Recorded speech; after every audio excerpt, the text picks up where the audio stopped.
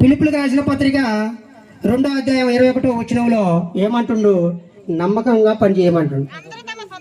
అందరూ తన సొంత కార్యములే చేసుకుంటున్నారు కానీ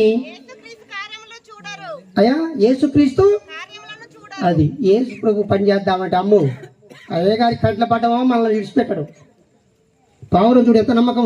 పావురానికి సూచన మన విశ్వాసంలో అయితే మరి దేవుడు చెప్పిన మాటలు, దైవదాసుడు చెప్పిన మాటలు మనం తృణీకరించకుండా చేస్తాం. కానీ అందరూ తమ సొంత కార్యములే చూసుకుంటున్నారు కానీ దేవుని పని చేయాలి.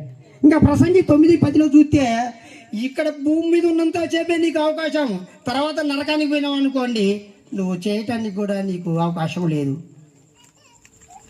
కనుక నమ్మకంగా పనిచేసిన వారికి దేవుని ఏందో చెప్పనా? చదవండి. ప్రకటన గ్రంథం 2:10లో ఏముంది? నమ్మకంగా ఎవరైనా సేవ చేసే వాళ్ళు కానీ విశ్వాసులు కానీ దేవుని పని నమ్మకంగా చేసిన వారికి ఏంటిది దీవెన అనగా